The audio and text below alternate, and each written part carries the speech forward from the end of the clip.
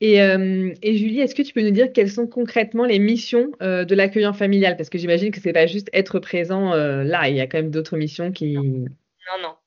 Hem, oui, alors il y a une petite particularité sur les missions et avant enfin, en fait, sur qui est accueillant familial aujourd'hui et du coup, aujourd'hui, pour être accueillant familial, il faut pas forcément de diplôme dans le secteur. Mhm. Hem, mais pour autant, ce qu'on voit, c'est que 95 des accueillants familiaux sont issus des métiers du prendre soin, donc ont cette casquette de, voilà, d'auxiliaire de vie, d'aide-soignante, de faisant fonction, enfin, d'AES. Et parce qu'au quotidien, justement, les missions que va avoir l'accueillante, c'est, bah, d'une part d'héberger, on l'a dit, hein, vous allez vivre ensemble, hem, avec ces 3 personnes, d'accompagner et de prendre soin.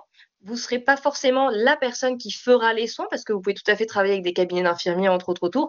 Par contre, voilà, vous allez avoir quand même de l'aide à l'habillage, de l'aide au coucher, de l'aide au repas, voilà, de gérer les courses. Il y a peut-être quelques transferts à faire. Occasionnellement, vous pourrez faire des toilettes aussi. Donc voilà, c'est quand même important d'avoir les compétences qu'ont les professionnels aujourd'hui du prendre soin, avec vraiment cette optique de comment maintenir leur autonomie, comment leur proposer Mhm. des activités en adéquation avec leur niveau d'autonomie. Et D'accord. une grosse casquette aussi, une mission, c'est vraiment la partie coordination.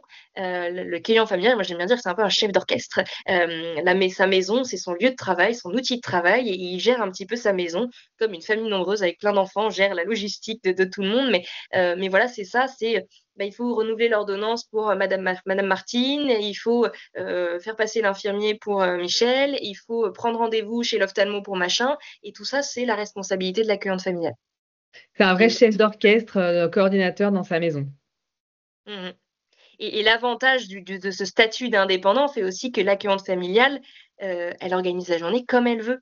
C'est elle qui décide les personnes qu'elle accueille et c'est elle qui se dit: «Bah, tiens, aujourd'hui, on a envie de faire ça. Bah, tiens, il fait beau et si on allait faire ça? Ah, bah, tiens, bah, elle a envie de se le madame machin a envie de se lever un peu plus tard, bah, c'est OK». En fait, il y a pas de chronomètre, il y a pas de quelqu'un qui vous dit quoi faire. C'est vous Mhm. qui accueillez comme vous le souhaitez et qui vous proposez, du coup, un accompagnement à votre image. Et puis, l'accueillante familiale ou l'accueillant familial, il n'est pas tout seul, il est au sein d'un hameau de 3 maisons aussi, donc il est accompagné par d'autres Exactement. accueillants familiaux et d'autres Mmh. personnes en perte d'autonomie.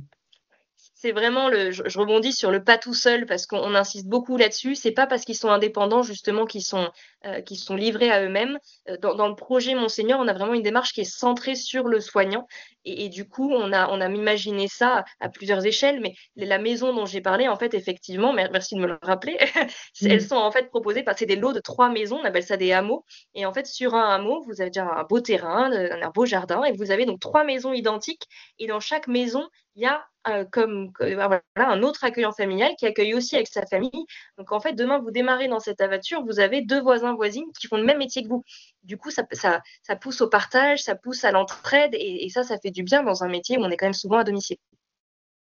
C'est clair.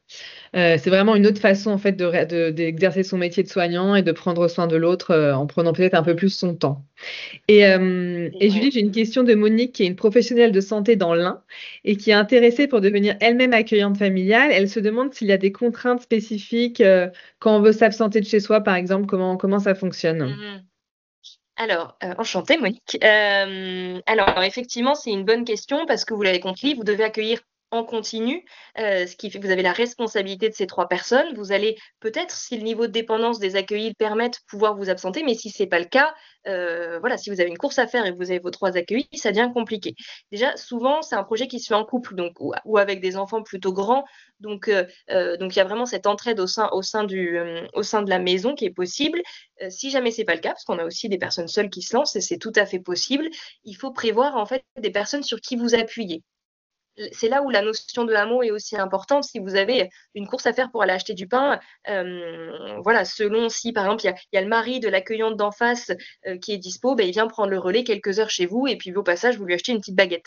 Si Mmh. jamais voilà, au sein du hameau personne n'est disponible, vous devez dans tous les cas identifier des personnes qui sont en capacité de vous remplacer. C'est presque comme des baby-sitters de vos accueillis, si je tire un peu le trait, mais c'est des personnes qui vont être en capacité de se mettre dans vos chaussons et de prendre votre place pendant quelques heures ou plusieurs jours. Et c'est des personnes que vous OK. aurez identifiées en amont et que le conseil départemental aura aussi, heu, identifiées de son côté. Et puis tu l'as dit, Monseigneur met à disposition aussi des relais, un réseau de remplaçants. Donc voilà, vous n'êtes jamais vraiment seul Exactement. face à Mmh. vos responsabilités.